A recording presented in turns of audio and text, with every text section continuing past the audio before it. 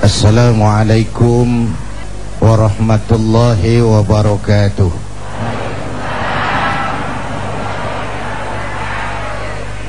Para ulama yang saya muliakan, Pak Master dari PBNU yang saya hormati, bapak-bapak, ibu-ibu, segenap pemirsa TV One di seluruh tanah air yang saya cintai. Kita Fatihah dulu ya, khusus buat Almarhumlah Kiai Haji Abdurrahman Wahid. Mudah-mudahan beliau diterima segala kebaikannya, diampuni segala dosa dan kesalahannya, dan kita dapat meneruskan kebaikan-kebaikan beliau. Ala hadhihi niyyah wa ila hadratin Nabi. Al-Fatihah. Bapak, Ibu dan pemirsa TV One yang saya hormati, banyak kebaikan-kebaikan, jasa dan perjuangan yang telah diwariskan oleh guru bangsa Gus Dur kepada kita semua. Mulai dari berjuang menegakkan demokrasi sampai kepada menerjemahkan apa yang jadi tema pengajian kita kali ini, Islam sebagai rahmatan lil alamin. Dalam berjuang menegakkan demokrasi, beliau bersama teman-teman membangun Fordem, Forum Demokrasi, sebuah lembaga bukan hanya harus kita lihat dari ide yang diusungnya, tetapi juga situasi pada saat itu dibangun. Kalau orang kayak saya teriak-teriak berantas korupsi, ganyang korupsi, itu sih nggak istimewa, karena saya nggak punya kesempatan untuk korupsi. Kalau sekarang orang teriak-teriak demokrasi, memang iklimnya sudah menunjang. Tapi pada saat beliau Al-Maghfurlah membangun forum demokrasi, suasana sangat otoriter, punya keberanian moral, punya nyali. Konsep saja bagus, kalau nggak punya nyali kan percuma juga. Punya nyali. Ketika beliau jadi presiden, demokrasi terus dikembangkan. Beliaulah yang menghapus dui fungsi TNI. Beliau melakukan desakralisasi terhadap lembaga kepresidenan, bahkan terhadap istana negara. Presiden adalah sosok yang bisa dijangkau oleh rakyat mana saja. Istana negara bisa dimasuki oleh sosok yang mana saja, mulai berjas berdasi sampai sarungan teklekan, dari urusan tetek sampai urusan bengek.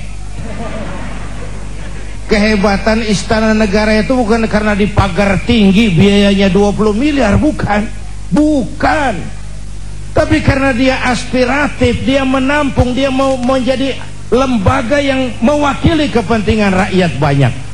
Bapak Ibu hadirin yang saya hormati, jasa beliau dalam mengembangkan Islam yang rahmatan lil alamin juga dahsyat. Mari, ini kan menjelang bulan Maulid. Buat kita, idola kita tidak lain baginda Rasul. Ya Bu ya? Apa? Baginda Rasul. Kenapa baginda Rasul kok dijadikan model oleh Allah tuh kenapa? Ada dua hal. Pertama, karena beliau manusia seperti kita nih, utuh manusia. Ini menyangkut predisposition. Kalau ayam disuruh nyontoh kucing, yang nyuruh nyontoh nggak punya pikiran, Bang. Predispositionnya nggak sama. Ayam kok suruh nyontoh kucing? Ayam ya nyontohnya ayam. Manusia nyontohnya manusia. Kalau manusia disuruh nyontoh malaikat, sulit dong. Gimana nyontohnya malaikat? Minum enggak, makan enggak, sama duit enggak open, sama perempuan budak. Susah kan nyontohnya? Malaikat itu makhluk yang secara instinktif diciptakan untuk, kalau manusia disuruh nyontoh manusia, itu perintah masuk akal. Rasulullah manusia utuh seperti kita. Kalau manusia diminta mencontoh manusia, itu perintah masuk akal. Cuma walaupun manusia, beliau itu basyarun la kal basyari.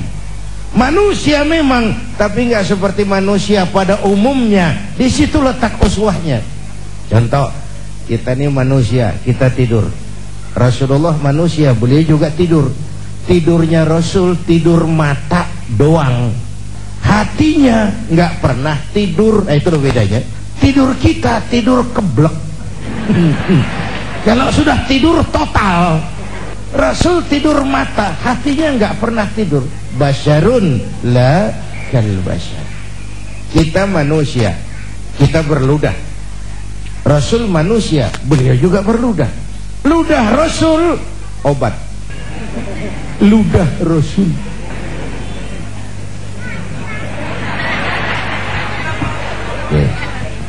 Di Goa Thur, Sayyidina Abu Bakar turun duluan bersihin goa.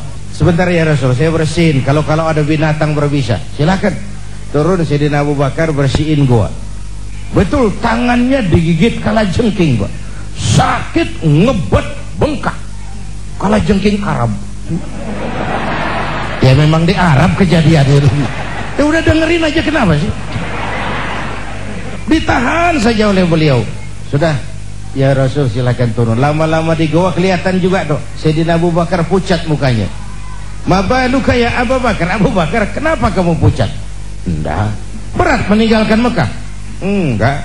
Malas hijrah ke Madinah? Enggak ya Rasul. Khawatir dikejar Quraisy? Orang kata enggak. Enggak. Kenapa mukamu pucat? Tangan digigit kalajengking. Kenapa kau ngomong dari tadi? Saya enggak mau nyusahin hati Tuhan ya Rasul, biarlah saya kau siniin tanganmu. Diambil sama baginda Rasul. Bismillahirrahmanirrahim. Diludahin, sembuh, ringkas saat itu juga. Ludah Rasul. Coba kita yang ngeludahin, bikin bengkak urusan, bukan bikin sembuh. Ya bacaan sih sama, bobot yang beda itu.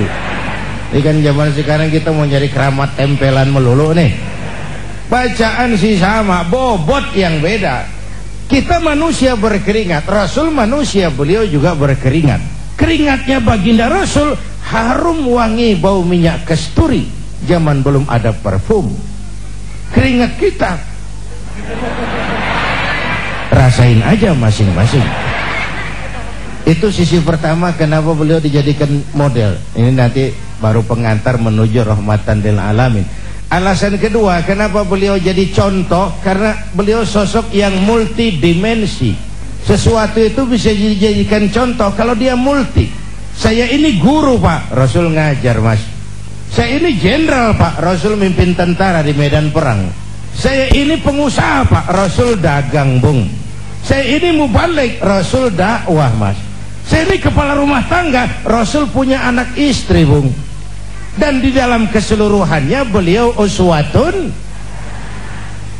Bagaimana membina rumah tangga bahagia menurut contoh Nabi Isa? Tidak ada Mas. Kenapa? Nabi Isa belum sempat kawin. Nabi Isa belum sempat kawin. Ada pengikut Nabi Isa menyangka tidak kawin ajaran Nabi Isa, ikut lagi nggak kawin, mubazir. No Pak, saya kalau kiai nggak boleh kawin, saya pilih berhenti jadi kiai Pak. Bapak Ibu hadirin yang saya hormati, dan Imam Busairi malah menggambarkan begini, ka'annahu wa huwa fardun fi jalalatihi fi askarin hina talqahu wa fi hasham. Yang dahsyat, kehebatan Rasulullah itu sepertinya sama di lini manapun beliau itu, baik di tengah tentara atau waktu sendirian. Begini dah yang gampang nih, pakai bahasa kita nih, bahasa Ciganjur. Bu, orang banyak hebat, tapi yang orang hebat banyak, tapi yang hebat di mana-mana langka Pak. Rasulullah ini lagi duduk hebat, lagi tidur hebat, lagi jalan hebat, di masjid hebat, di medan perang hebat, di depan anak-anak hebat, di mata musuhnya hebat, di depan teman-temannya hebat, di depan istrinya hebat. Udah susah nyari orang begini. Kita hebatnya setempat. Di kantor hebat, sekantor orang diomelin. Di kantor Pulang ke rumah dikeplak sama bininya, diem aja, dia nggak ngelawan. Ini di depan istrinya dia nggak hebat. Bapak Ibu hadirin yang saya hormati, nah beliau ini diutus rahmatan lil alamin, sebagai rahmah bagi semesta alam. Ini kan akhlak itu kan ada 3 bagian. Akhlak kepada Allah, akhlak kepada sesama, akhlak kepada makhluk Allah di luar manusia, alam semesta. Ini untuk lebih memberikan gambaran tentang rahmatan lil alamin. Akhlak kepada sesama, akhlak manusia kepada Allah. Ini yang pertama, tugas Nabi. Bu, memperbaiki akhlak kepada Allah. Sebelum beliau datang, manusia nggak punya akhlak kepada Allah. Pohon disembah, gunung disembah, ya Bu ya. Bu, sekarang juga nih zaman kita akhlak kepada Allah sering lentur dan luntur, lentur dan luntur. Akhlak kepada Allah mulai goyah. Apalagi sekarang nih istilahnya abad entertain. Kiai sama dukun tipis bedanya sekarang. Bener-bener. Bu, akhlak kepada Allah mulai bergeser. Ketika miskin kita hamba Allah, setelah kaya kita pindah jadi hamba harta. Ya Bu ya. Hamba Allah itu kalau keluar dari pengakuan Allah itu mahal. Tapi kalau keluar dari mulut kita itu murah. Kenapa murah? Ngaku. Orang ngaku boleh-boleh saja toh. Saya hamba Allah. Kata siapa? Kata saya. Apa Allah mengakui saya sebagai hambanya? Itu yang saya belum tahu. Bu, Ibu kenal sama Presiden SBY? Presiden SBY kenal sama Ibu? Ngaku loh. Ngaku. Orang ngaku sih boleh-boleh saja, cuma diakui apa tidak itu soal lain.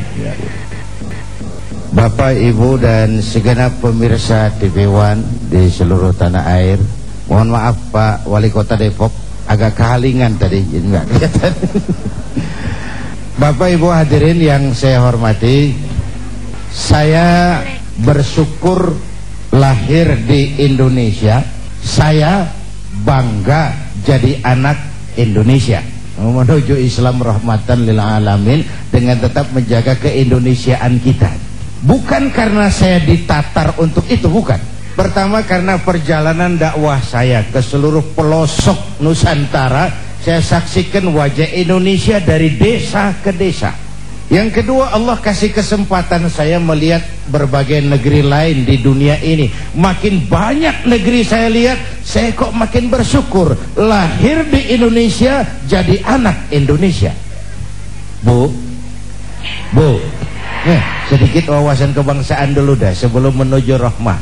Indonesia kita ini besar nggak? 17.000 pulau. Itu belum termasuk Pulau Gadung dan Pulau Gebang. Tambah 2 kalau itu masuk. Masya Allah. Untayan zamrud katulistiwa, hijau ranau subur makmur, gemah ripah loh jenawi toto tentrem kertora harjo. Besar. Buminya subur. Di atas perut bumi Indonesia segala tanaman hidup. Di bawah perut buminya ada gas, ya Bu, ada minyak, ada lumpur, ada batu bara. Lautnya kaya, hutannya kaya. Bu, ini titipan Allah kepada kita, orang Indonesia, rakyat Indonesia. Kekayaan negeri ini dikuasai oleh negara, itu sudah betul. Tapi harus digunakan bagi sebesar-besar kemakmuran rakyat. Itu amanat pasal 33. Itulah sebabnya kita perlu membangun kebersamaan. Bu, kita ini sudah diajarkan oleh masjid bagaimana menata masyarakat yang baik, memelihara kemajmukan. Coba masyarakat masjid. Pertama, siapapun masuk masjid copot sendal, buka sepatu. Benar itu? Kan Kan ini masyarakat yang mau kita bangun. Jangan ada warga negara kelas 1 di republik ini. Lurah masuk masjid buka sepatu rah. Camat masuk masjid buka sepatu. Itu Pak tuh yang ngomong tuh. Enggak, mat. Tapi yang penting kemajemukan. Kalau sudah masuk ke masjid, sholat berjamaah, nggak pernah kita usil dari mana orang datang. Yang penting kemana dia menghadap. Inilah komitmen keindonesiaan. Coba masyarakat masjid, lo dari mana? Dari kidul mang, madep ngulon. Lo dari mana? Dari wetan, madep ngulon. Lo dari mana? Dari kulon, madep ngulon juga lo. Kita ini bineka tapi tunggal. Kita ini beragam, tapi oleh Islam memperkuat semangat nasionalisme ketika Rasul mengajarkan hubbul watan minal, cinta tanah air bagian dari iman. Lah tanah air kita bukan Arab Saudi, bukan Palestina, bukan Aljazair. Tanah air kita mencintai Indonesia bagian daripada iman. Saya belum pernah melihat suatu agama mengajarkan begini luhur, cinta tanah air bagian daripada iman. Bagaimana agama mendorong mengentalnya semangat nasionalisme. Bapak Ibu hadirin yang saya hormati, oleh karena itu Islam harus kita terjemahkan dalam skala yang rahmatan lil, mulai sesama makhluk manusia, baik kepada makhluk Allah di luar manusia. Sekarang ini kan alam kurang ramah dengan kita karena kita juga tidak ramah kepada alam. Bu, yang gampang deh nih, bentar ya pakai bahasa Ciganjur. Bu, satu hari kampung saya kebanjiran, air masuk ke rumah. Saya ribut, ini masih zaman ada engkong saya. Engkong, tahu engkong? Kakek. Saya teriak, "Kong, banjir Kong." Kata engkong saya, "Biarin, bukan salah air." Habis, salah lo. Salah kita bagaimana Kong? Lo tempat air lo tempatin. Yang punya datang pan kagak ngerti. Tempat gua di sini kenapa ada lo? Bu, engkong saya nggak makan bangku sekolahan, tapi wise, berpikir pada tatanan keseimbangan. Air kan bukan musuh, air pan temen kan kudu punya tempat. Nah kalau tempatnya kagak punya, apa dia nggak ngayap masuk ke rumah kita? Air kasih tempat. Bapak Ibu dan pemirsa TV One yang saya hormati, watak pokok dari Islam adalah rahmatan lil, rahmat bagi alam semesta jagat raya. Tetapi di dalam menebarkan rahmatan lil alamin, Islam juga punya kaidah-kaidah untuk memelihara, menjaga, mengamankan nilai-nilai yang dimilikinya. Karena itu Al-Quran mengajarkan wa jazaa'u sayyi'atin sayyi'atun misluha faman afa wa aslaha fa ajruhu 'ala Allah. Ini kalau perlu menggunakan kekerasan, kalau perlu. Balasan suatu kejahatan adalah kejahatan yang setimpal, jangan melebihi batas. Tetapi siapa yang memberi maaf dan mencari jalan damai, itu lebih disukai Allah, dan itulah yang akan beroleh pahala. Jadi coba lihat konsep perdamaian dalam Islam. Dipersilahkan manusia jadi manusia, tapi diberi peluang jadi malaikat. Jadi yang luar biasa. Kalau kamu nggak salah ditempeleng, tempeleng lagi dia. Sekeras dia menempeleng kamu, itu manusiawi. Tapi kalau mau jadi malaikat, faman afa wa aslaha, siapa yang memberi maaf dan mencari jalan damai, itu yang terbaik, dan itu yang beroleh pahala. Bu, nggak salah sih orang nempeleng kita, kita tempeleng lagi. Sekeras dia nempeleng kita, itu manusia namanya. Tapi kalau mau jadi malaikat, maafin. Bu, kalau ibu berbuat baik sama orang baik, kan seri aja itu mah. Emang kudunya begitu. Emang kudunya begitu. Nah, Bapak Ibu hadirin yang saya hormati, sebagai muslim kita punya keyakinan Islam adalah agama yang benar. Tapi keyakinan itu bukan SIM bagi kita untuk menghina orang lain agama. Itu bukan peluang bagi kita melecehkan orang lain. Ketegasan di sini ketegasan kita berkeyakinan Islam agama yang benar. Tidak serta-merta lalu kita melecehkan yang lain, menganggap yang lain tidak benar, mencaci maki dan menghujat yang lain. Karena kita sendiri pun kalau agama kita dihujat orang, jengkel nggak? Jengkel nggak? Sama dong. Ya, yang kita nggak suka terjadi pada diri kita, orang lain gitu juga. Makanya jangan merasa pinter, tapi harus pinter merasa. Jangan merasa pinter, tapi harus pinter merasa. Kalau merasa pinter jadi sombong, tapi kalau pinter merasa jadi bijak. Nek saya digituin orang enak nggak? Nggak enak. Orang lain kan gitu juga, Bu. Jadi saya kira itu ya, dibiarkan manusia jadi manusia, balas kejahatan dengan kejahatan yang setimpal, itu manusiawi.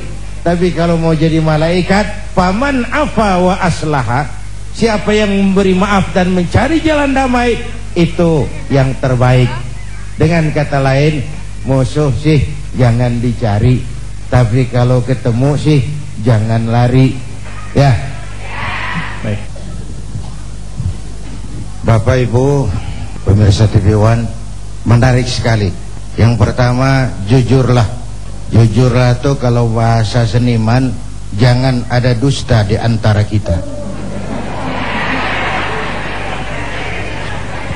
Selama ini urusan jadi bebelit ini karena kita pandai bermain minyak di atas air, menggunting dalam lipatan, manis kalau berhadapan, balik belakang lain bicara.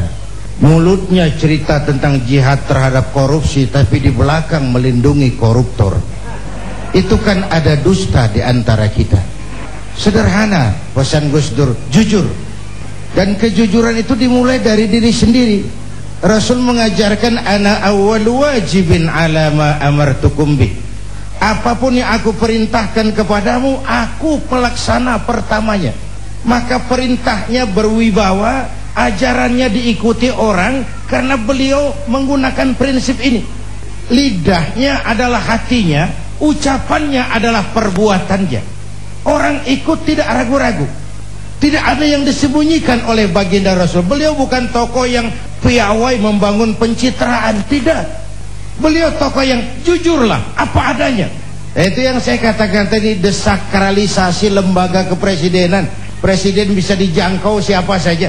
Desakralisasi istana negara, istana bisa dimasuki oleh rakyat yang bagaimanapun saja. Ya Bu? Jujurlah. Satu. Yang kedua, adil. Bersikap adil, terutama kepada diri sendiri. Bapak Ibu hadirin yang saya hormati, rakyat merasa selama ini keadilan itu mahal. Bahkan keadilan sering seperti pisau, tajam ke bawah, tumpul ke atas. Asal kita nih yang kecil-kecil salah, hukum cepat benar prosesnya. Begitu yang gede salah, orang pada diem belaga bego. Itu yang bikin kita capek. Yang nyolong semangka, buah randu, apa lagi? Ya lo hitungin aja dah. Itu sebuah potret betapa keadilan itu masih mahal di negeri ini. Bapak Ibu hadirin yang saya hormati, yang ketiga tadi, taat hukum. Jangan menegakkan hukum dengan cara yang melanggar hukum. Jangan menegakkan demokrasi dengan cara-cara yang bertentangan dengan kaedah-kaedah demokrasi. Lil wasail hukmul maqasid. Nggak boleh nyolong sarung walaupun niatnya buat sholat. Apa karena diniatkan buat sholat curi sarung lalu jadi halal? Ya tidak, walaupun sholatnya sah tapi curinya tetap dosa. Sah karena fikih tidak pernah mempersoalkan sarungnya dari mana. Lil wasail hukmul maqasid, tujuan dan cara hukumnya sama. Tujuan yang baik harus dicapai dengan cara yang baik. Ya kita berharap mudah-mudahan 100 hari ini kan masa pemerintah kan sudah banyak yang bisa dikerjakan ya Bu ya. Kita rakyat tahu kan, mobil menteri udah bagus, alhamdulillah. Perumahan DPR renovasi 300 miliar, alhamdulillah. Akan segera dibeli pesawat kepresidenan, persekotnya 200 miliar, alhamdulillah. Itu kan tanda kemakmuran. Soal buat siapa, wallahu a'lam.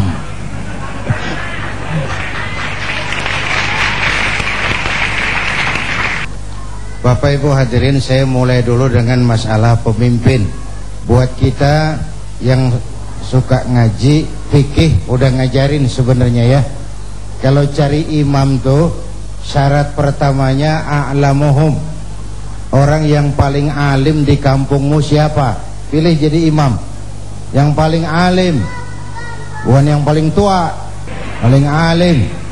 Artinya apa dalam konteks berbangsa? Yang paling tahu urusan, lalu bisa cari jalan keluarnya. Kalau ada dua orang alimnya sama, yang mana yang dipilih? Afsahuhum, yang lebih fasih lidahnya. Yang satu alim pelok, yang satu alim nggak pelok. Yang nggak pelok jadi imam. Sebab nggak sah orang fasih bermakmum kepada imam pelok. Pak, ini imam pelok, makmum pelok semua. Sah, namanya kampung pelok, biarin, nggak apa-apa. Yang fasih itu dalam konteks berbangsa itu apa? Yang nyambung sama rakyatnya. Enak kalau punya imam nyambung sama makmum, ngikutnya ikhlas gitu. Rukuknya enak, sujudnya enak. Kenapa? Imam tahu benar keadaan makmum. Fasih itu nyambung, Bu. Makanya Rasul ajarkan, idza amma ahadukumun nas falyukhaffif. Kalau kamu jadi imam, ringankan sholatmu, jangan terlalu panjang kalau jadi imam. Kenapa? Makmum nggak sama kekuatannya. Ini makmum nggak sama kekuatannya. Ada makmum yang tua rentak, diri aja udah gemeter. Ada makmum yang punya darah tinggi, kalau sujud kelamaan palanya sakit. Ada makmum yang udah janji habis sholat mau terima duit. Bayangin kalau imam kelamaan. Ini nggak fasih, nggak bisa tahu keadaan makmumnya. Bu, tahu persis keadaan rakyatnya. Jangan udah sholat isya berjamaah, rakaat pertama selesai Fatihah, Yasin. Ini imam nggak aspiratif ini. Makmum ikut sih ikut, tapi ngancem. Paling sekali ini gua sholat di sini, besok nggak bakalan balik lagi. Tuh imam kayak begitu sekali doang dipilih, Bu. Kalau fasihnya sama, yang mana yang diangkat, yang dipilih? Aktaruhum sinnan, senioritas. Kalau lahirnya bareng, awaluhum hijratan. Ini dalam konteks yang lebih nasionalis, yang lebih Indonesia. Awaluhum hijratan, yang lebih dulu tinggal di situ. Ini kan dalam konteks pemahaman yang lebih berjiwa nasionalis, yang zahir batinnya Indonesia, bukan cuma orang Indonesia tapi ngagumi negeri lain. Awaluhum hijratan, yang lebih nasionalis. Loh, kalau bahasa saya kan sederhana, jangankan yang makro, yang mikro aja. Kita mau bersaing dagang sama Cina, urusan kecil-kecilan aja kita udah kalah kok. Makanan ringan tuh, pizza, hamburger, McDonald, Kentucky, udah nyampe ke latar rumah kita. Ya, ongol-ongol.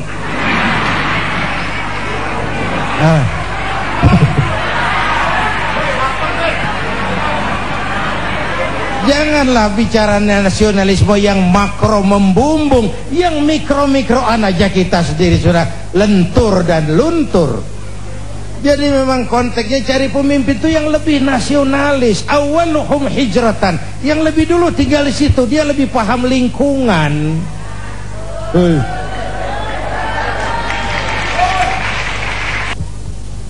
Bapak, Ibu, dan pemirsa TV One di seluruh tanah air yang saya cintai, dari perbincangan kita hari ini, pertama bahwa kita mempunyai misi yang penting dalam hidup ini untuk mewujudkan Islam dalam wajah yang rahmatan lil alamin, sesuai dengan bidang dan kemampuan kita masing-masing.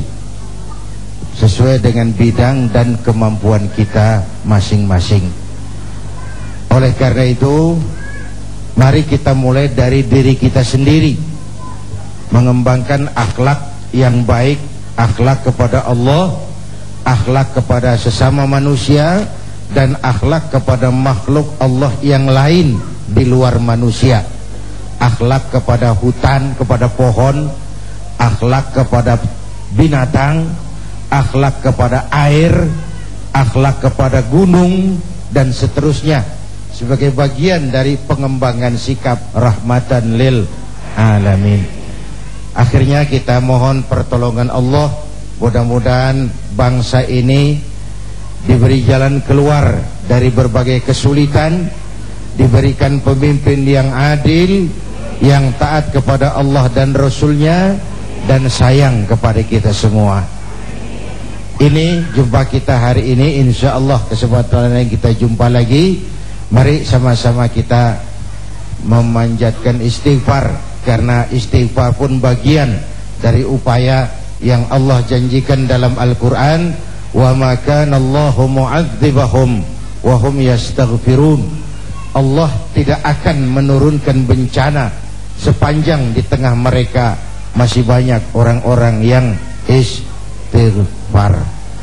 Astaghfirullah Rabbal baraya, astaghfirullah minal khataya, astaghfirullah Rabbal